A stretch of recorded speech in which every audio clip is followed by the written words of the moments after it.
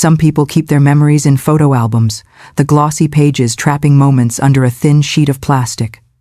Others keep them in journals, locking their stories away in loops of ink on a lined page.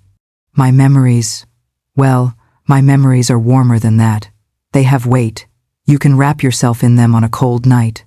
You can feel the texture of a long-lost afternoon, the color of a forgotten summer sky. My name is Esther Gable, and for 50 years I have kept my life story not in a book, but in the quilts I make with my own 2 hands. If you're listening today, perhaps you have a treasured, handmade item in your own family. Please, subscribe and tell me about it in the comments.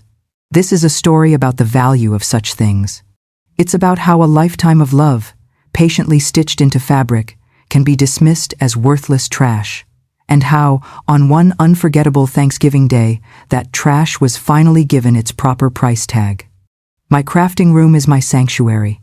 It's a small, sun-drenched space at the back of the house, filled with the clean, starchy scent of cotton and the quiet, industrious hum of my old sewing machine. The walls are lined with shelves, not of books, but of fabrics, a kaleidoscope of color and pattern. To a stranger, it might look like chaos, but to me, it is my palette. Every scrap of fabric holds a potential story. Quilting is a slow art. It is an art of patience. You cannot rush a quilt, you must honor the process. The careful cutting of each piece, the precise 1/4-inch seam, the river of 1,000 tiny stitches that holds it all together. It is a conversation between the past and the future, a way of piecing together a life. And in this room, my life surrounds me. My gaze often falls on the one I call Arthur's Embrace. It hangs on the wall opposite my chair, and it is the most precious thing I own. It's not the most technically perfect quilt I've ever made, but it has the most heart. It's made entirely from my late husband Arthur's old flannel shirts. I can still feel him in it. This soft, worn-out blue square? That was the shirt he was wearing when we planted the old oak tree in the front yard, the day we brought our son home from the hospital. This faded red plaid? That was from our trip to the mountains for our 20th anniversary. He wore it by the campfire, his face glowing, his laughter echoing in the crisp night air. I made it the year after he passed, and on the nights when the loneliness is a physical ache, I wrap it around my shoulders and I can almost, for a fleeting moment, feel his arms around me again. Then there are the Hope Chest quilts. Tucked away in a large cedar chest are the quilts I made for each of my grandchildren. The one on the very top belongs to Jessica, my oldest granddaughter. It's a beautiful thing, made of soft pastel yellows and greens, with tiny, hand-appliqued animals marching across it. I remember making it while she was still a baby, dreaming of the day she would pass it on to her own child. She is 24 now. I gave it to her on her 18th birthday. I know she keeps it in a closet in her sleek, modern apartment in the city, probably in a vacuum-sealed bag. She once told me, kindly, that it didn't really match her monochromatic aesthetic. And of course, there's the double wedding ring quilt I made for my son, Robert, and his wife, Karen. It took me over 800 hours, a constellation of more than 2,000 tiny, curved pieces of fabric, a true labor of love. I know they keep it in a guest room that is rarely used. I don't say these things with bitterness. I understand. The world is different now. It is a world of fast fashion, disposable goods, and minimalist decor. It is a world that moves too quickly to appreciate the slow, steady art of a needle and thread. My family, they love me. I know they do. They just don't understand my language. They don't know how to read the stories I write in fabric. And they were all coming for Thanksgiving. The days leading up to the holiday were a happy blur of activity. My kitchen, much like my crafting room, became a place of creation. The rich aroma of roasting turkey, of sage and thyme and cinnamon, filled every corner of my home. I baked Arthur's favorite pecan pie, the crust so flaky it shattered at the touch of a fork. I made the cranberry sauce from scratch, the way my own mother had taught me. I was creating a feast, a tapestry of flavors and memories meant to draw my family together, to wrap them in the warmth of home. Thanksgiving morning, the house was quiet, filled with a sense of happy anticipation. I draped Arthur's Embrace over the back of his favorite armchair by the fireplace. It felt right, as if he were there with us, watching over the day. They arrived around noon, a whirlwind of noise and technology and city energy. Robert and Karen and their 2 children, my granddaughter Jessica and her younger brother. They were full of loud greetings and distracted hugs, their faces illuminated by the blue glow of their cell phones even as they walked through the door. "Wow, Grandma, smells amazing in here," Robert said, already heading for the kitchen to sneak a taste. "Your house is always so full of things, Mom," Karen said, placing a store-bought dessert on the counter. It was a perfect-looking, sterile thing. It had no story. Jessica, my beautiful, stylish granddaughter, looked around the living room. Her eyes, so accustomed to the clean, beige lines of her own apartment, scanned my cozy, colorful world. I saw her gaze linger for a moment on the quilts I had draped over the sofas, the ones that told the stories of our family vacations, of graduations, of quiet winter nights. "It's very festive, Grandma," she said. The compliment was a brittle, hollow thing. I ignored the familiar, gentle ache in my heart. They were here. We were together. That was all that mattered. I busied myself with the final preparations, a happy, bustling matriarch in my element. I believed, with all my heart, that the love I had poured into the meal, into the day, would be enough to bridge the quiet, growing chasm between our worlds. I believed that the warmth of tradition could still melt the cool indifference of modern life. I was about to learn just how wrong I was.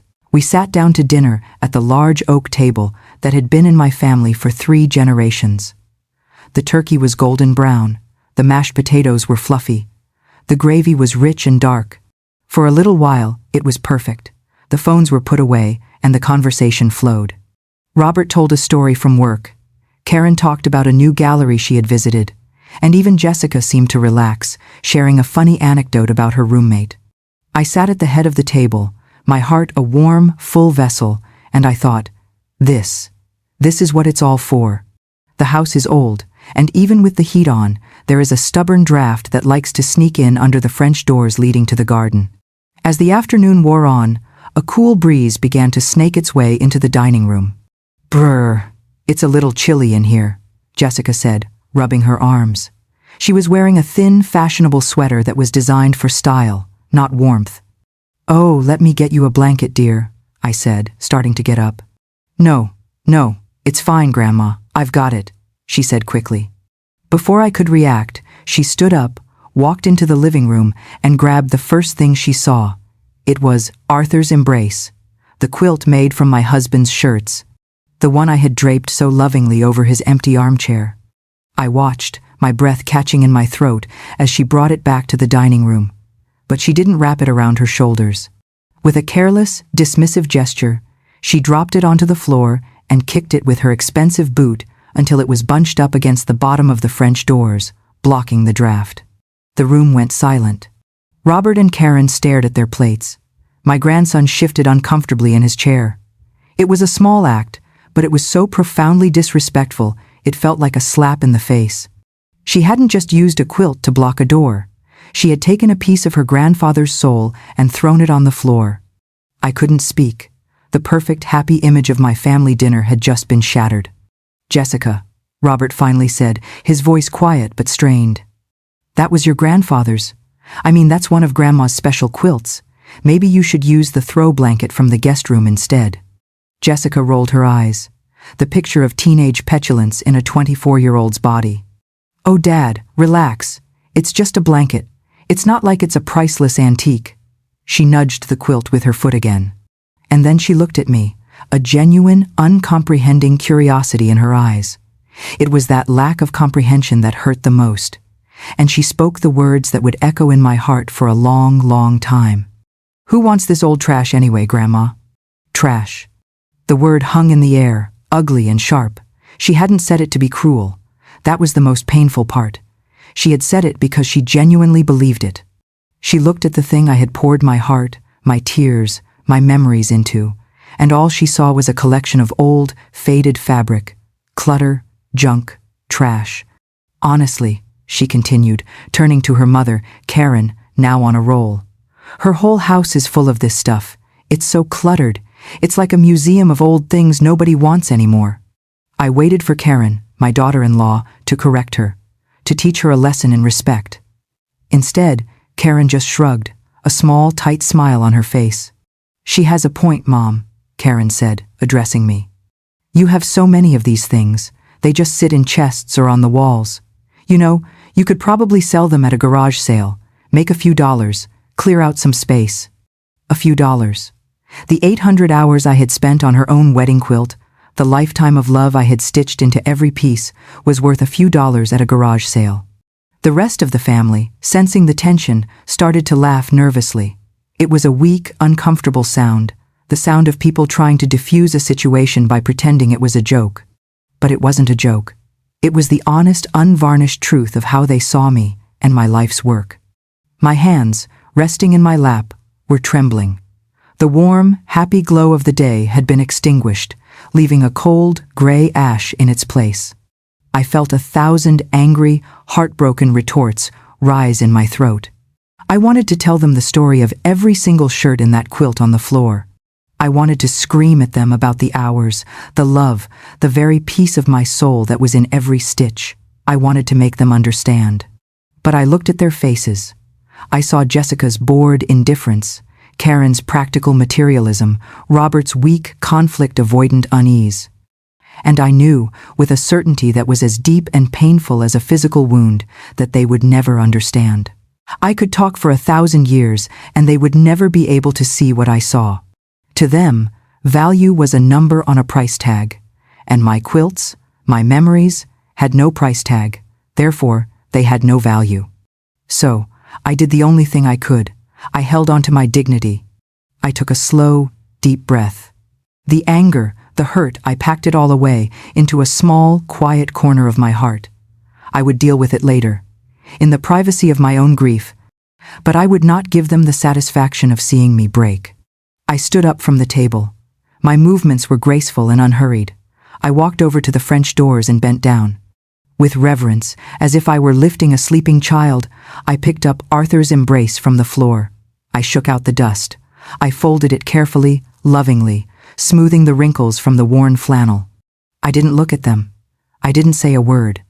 I simply carried the quilt back into the living room and placed it back on the armchair where it belonged. Then I returned to the dining room, a serene, polite smile on my face. "Who wants a slice of pecan pie?" I asked, my voice as warm and steady as if nothing had happened at all. My silence, my refusal to engage, was more unnerving to them than any argument would have been. The rest of the meal was eaten in a tense, awkward silence. They had thrown a stone, expecting a splash. Instead, they had thrown it into a deep, quiet well, and the lack of a reaction seemed to frighten them. They finished their pie quickly, made their excuses, and left in a flurry of insincere thank yous and hasty goodbyes. As I stood at my front door, watching their car pull away, the fragile dam of my composure finally broke. A single, hot tear traced a path down my cheek. They had come to my home, eaten my food, and told me, in no uncertain terms, that my life's work was trash. And the worst part was, in the crushing silence of my empty house, a small part of me began to wonder if maybe they were right. After the sound of their car faded into the distance, a silence descended upon the house that was heavier and more profound than any I had ever known. It wasn't the peaceful quiet of solitude I was used to. It was an active, ringing silence, pregnant with the words that had been spoken. Trash, clutter, a few dollars at a garage sale. The words echoed in the empty rooms, clinging to the furniture, tainting the warm, lingering aroma of the Thanksgiving feast. For a long time, I didn't move. I simply stood in the doorway, my hand resting on the cool wood of the frame, and I let the silence wash over me. I felt hollowed out, as if my children had taken a giant scoop and removed the very core of me, leaving only a fragile, brittle shell behind. Eventually, the force of habit, the ingrained rhythm of a lifetime of tending to others, took over. I went back to the dining room. The table was a scene of devastation. Crumpled napkins, half-empty glasses, plates smeared with the remnants of a meal I had poured so much love into. With slow, mechanical movements, I began to clear it all away. As I stood at the kitchen sink, the warm water running over my hands, I replayed the scene over and over in my mind. I saw Jessica's careless toss, Karen's dismissive shrug, my son's cowardly silence. I saw their nervous, placating laughter. They hadn't just insulted my quilts, they had insulted my life. They had looked at the physical manifestation of my love, my memory, my history, and they had declared it worthless. A cold thought crept into my mind, unwelcome and sharp. Are they right? Was I just a foolish old woman, clinging to sentimental junk in a world that had moved on? Was this house, filled with my handmade treasures, really just cluttered? I thought of Jessica's apartment, a place I had visited once. It was beautiful, I supposed, in a cold, sterile way. White walls, a single, severe-looking sofa, one piece of abstract art. It was a space with no history, no memory. A blank page. Was that what was valuable now? Emptiness? After the last dish was washed and dried, I could avoid it no longer. I walked into my crafting room, my sanctuary, but it felt different now. The vibrant colors of the fabrics seemed to mock me. The magnificent quilts hanging on the walls suddenly looked old, quaint. The very things my family had accused them of being. My trembling fingers reached out to touch Arthur's embrace. The flannel was so soft, worn thin from years of use and love. I closed my eyes, and I could almost smell the faint scent of his pipe tobacco, a ghost of a memory trapped in the threads. Was this trash? This tangible piece of my husband's life? I walked over to the cedar chest and lifted the heavy lid. The scent of cedar and memories wafted out. On top lay the baby quilt I had made for Jessica. The little yellow ducks and green frogs I had so carefully stitched, imagining her tiny hands reaching for them. It was in perfect, pristine condition. It had never been used, never been loved. It had been preserved, not cherished. Beneath it was Karen and Robert's double wedding ring quilt. I pulled it out, the weight of it a familiar comfort in my arms. 2,000 pieces of fabric, 800 hours of my life. My eyesight was never quite the same after finishing it. I had poured all my hopes for their happiness into that quilt, and they thought it was worth a few dollars. The tears I had held back all day finally came. They were not loud, racking sobs, but silent, hot tears that streamed down my face and dripped onto the intricate stitching. I sank down onto the floor of my beautiful, colorful room, and I felt utterly and completely alone. In that moment, the weight of their judgment was too heavy to bear. In that moment, I believed them. My life's work was just a collection of useless, sentimental junk. I don't know how long I sat there, surrounded by the wreckage of my own heart. But as the last of the afternoon light faded from the windows, another memory surfaced. It was of Arthur, sitting in this very room, watching me work. I had been struggling with a particularly difficult pattern, and I was frustrated, ready to give up. He had come over and placed his large, warm hand over mine. "Don't you see, Esther?" he had said, his voice so gentle. "You're not just stitching fabric, you're stitching time, you're stitching stories. The value of this isn't in the thread, my love. It's in the hands that make it, your hands. And they are priceless." The memory was so clear, so vivid, it was as if he were whispering the words in my ear. I looked down at my own hands, wrinkled and spotted with age, the hands that had raised a son, cared for a husband, and created so much beauty, priceless. And with that single word, the spell of my children's ignorance was broken. The cold ash of their judgment was blown away by the warm breath of Arthur's love. They were wrong. My children, with their fast lives and their empty minimalist homes, were the ones who were poor. They were living in a world devoid of color, of texture, of history.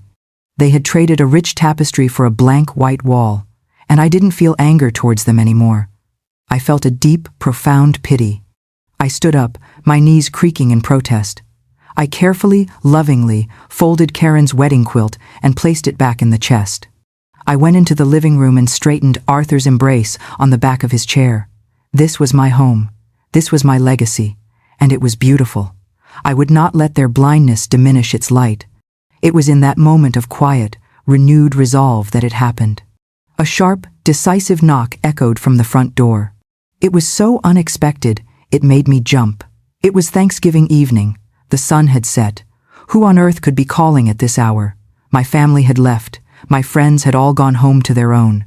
For a moment, I didn't move, my heart suddenly beating a little faster. The knock came again, firmer this time. With a sense of deep foreboding, I walked through the quiet house to the front door, my mind racing through a dozen impossible scenarios. I turned on the porch light, peered through the peephole, and my confusion only deepened. Standing on my porch was a man I had never seen before. He was tall, impeccably dressed in a dark wool coat, and had a serious, intelligent face. He looked completely out of place in my small, quiet neighborhood. He looked like he had taken a wrong turn on his way to a museum gala. Hesitantly, my hand still trembling slightly, I unlocked the door and opened it just a crack. The man standing on my porch was the physical embodiment of a world my family aspired to but could never truly inhabit. He was probably in his late 50s, with distinguished silver hair at his temples and an air of quiet, confident authority. He was not just wealthy, he was cultured. It was in the way he stood, the quality of his coat, the intelligent, perceptive look in his dark eyes. "Good evening," he said, his voice a low, cultured baritone. "I am so terribly sorry to intrude on your Thanksgiving." "Can I help you?" I asked, my voice a little hoarse. I kept the door open only a few inches, the security chain still engaged. "I hope so," he said. He offered a small, apologetic smile. "My name is Alistair Blackwood. I'm a curator with the American Folk Art Institute in New York." He reached into his coat pocket and produced a slim, elegant leather wallet, flipping it open to show me an official-looking ID card. "I'm in town visiting some local galleries, and I received a rather enthusiastic phone call this afternoon." I stared at him, completely bewildered. A museum curator? From New York?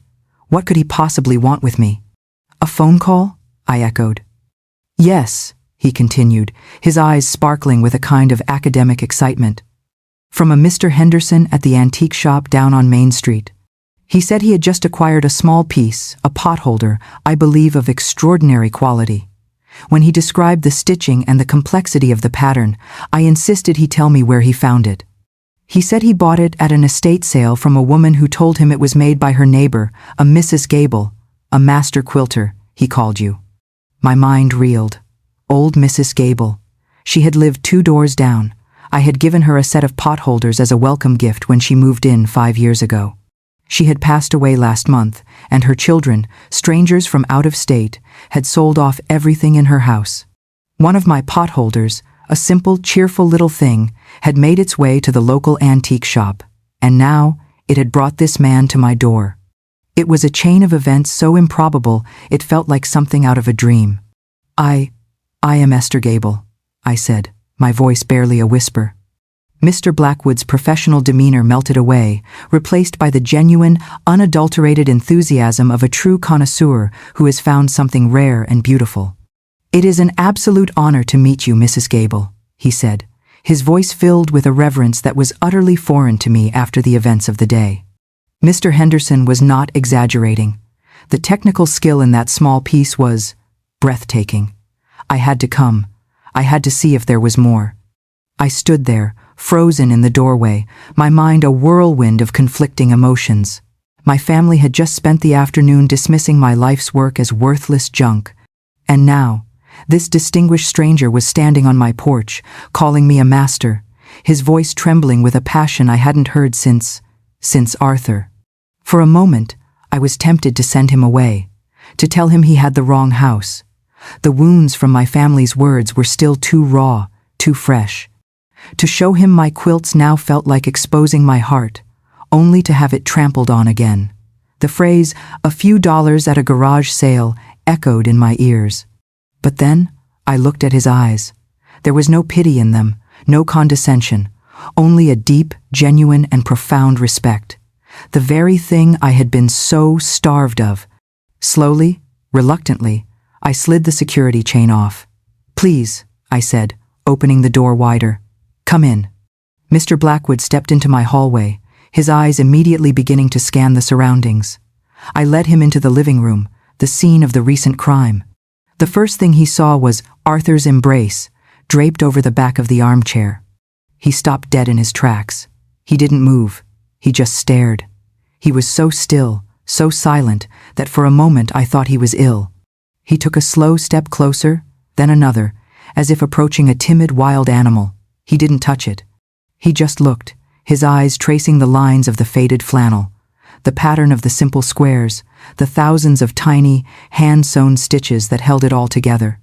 "My word," he breathed, the words a soft, reverent whisper. This is a memory quilt. "It's made from my late husband's shirts," I said, my voice trembling slightly. "I know," he said, still not looking at me, his entire being focused on the quilt. "Each piece of fabric is a chapter, isn't it? This is not just a blanket, this is a biography. The stitching, it's a stitch-in-the-ditch technique, but the consistency, the precision, it's flawless. And the composition, it looks simple, but the balance of color and wear is masterful. It's a work of profound, narrative love." He spoke about my quilt with the same passion and intricate detail that a music critic might use to describe a symphony. He saw it all. He understood everything. He spoke my language. I felt the tight, painful knot in my chest begin to loosen for the first time that day. May I see your other work?" he asked, finally tearing his gaze away from the quilt and looking at me, his eyes shining. It was all the permission I needed. A dam inside me broke. I was no longer a grandmother showing off a hobby. I was an artist, finally in the presence of someone who could see. I led him to my crafting room. When he stepped inside, he let out a low, soft whistle of pure awe. He walked around the room as if it were a sacred space, a newly discovered wing of the Metropolitan Museum of Art. He gently, respectfully, touched the quilts hanging on the walls. He praised the intricate geometry of a Lone Star quilt, the delicate applique of a Baltimore album. He used words I hadn't heard in years, words Arthur used to use like tessellation, provenance, and loft. He was in heaven, and I, watching him, felt a sense of validation so powerful, so absolute, it was like stepping out into the sun after a long, dark winter. Every cruel word my family had spoken, every dismissive laugh, began to fade away, replaced by this man's quiet, reverent awe. He had saved me. This stranger, this elegant man from New York, had knocked on my door at my lowest moment and reminded me of who I was. Mr. Blackwood spent nearly an hour in my small crafting room, completely lost in a world of fabric and thread. He asked me the story behind each quilt, and he listened, truly listened, as I spoke of Arthur, of my children as babies, of a life pieced together one square at a time. It was more than an appraisal. It was a communion. For the first time, I was sharing my life's work with someone who understood its language, and the act of sharing was healing the wounds my own family had inflicted just hours before. Finally, he turned to me, his expression serious, his eyes filled with a profound and sincere respect. "Mrs. Gable," he began, his voice quiet but firm, "I am not merely a curator, I am a preservationist. My life's work is to find and protect the soul of American craftsmanship before it is lost, before it is discarded." He glanced meaningfully around the room. "What you have here, in this room, is not a hobby. It is a nationally significant collection of American narrative folk art. It is breathtaking." I was speechless. I could only nod, my heart too full for words. "I came here hoping to see one or two interesting pieces," he continued. "I have found a treasure trove. My institute would be honored to acquire any piece you would be willing to part with for our permanent collection." He then walked back into the living room, his steps deliberate, drawn back to the first quilt he had seen. He stood before Arthur's embrace, the quilt made from old flannel shirts, the quilt my granddaughter had kicked across the floor to block a draft. He looked at it for a long, silent moment, and then he turned to me. "This one," he said, his voice soft but clear. "This is the one. It is the heart of the entire collection. The sheer, unvarnished honesty of it, the story it tells without a single word, it's a masterpiece." And then, he said the words that would irrevocably alter the course of my life and the lives of my children. "Ma'am," he said, looking me directly in the eye, his expression one of complete professional gravity. "For this piece alone, my museum is authorized to offer you $2 million. The world stopped. The number was so vast, so utterly incomprehensible, that my mind couldn't grasp it at first. It was an absurdity, a joke. $2 million? For a collection of my husband's old shirts? For the thing my family had called My train of thought was shattered by the sound of a key turning in the front door. My heart leaped into my throat. Robert and Karen. They had forgotten her perfect store-bought dessert on the kitchen counter. I had been so lost in my conversation with Mr. Blackwood that I hadn't even noticed the time. They walked in, bickering in low, annoyed tones. "I just can't believe her, Robert," Karen was saying. "The nerve. To be so ungrateful after the trouble we went to. I know, Robert sighed. "Just grab the cake, and let's go." They stopped short when they saw me standing in the living room with an elegantly dressed stranger. Their faces shifted from annoyance to suspicion. "Mom?" Robert asked, his eyes narrowing. "Who is this?"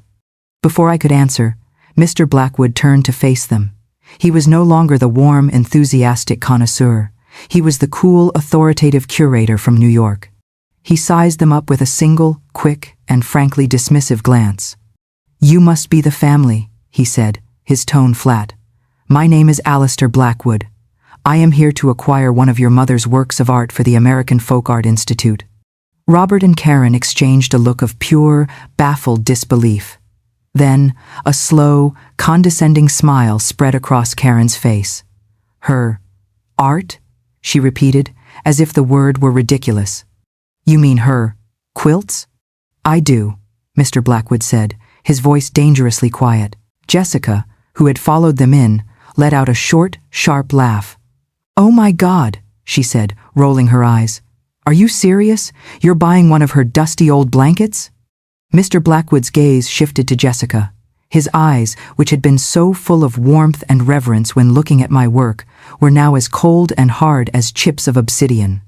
"Young lady," he said, his voice dripping with icy disdain, "what you call a dusty old blanket is a lost masterpiece of American narrative folk art.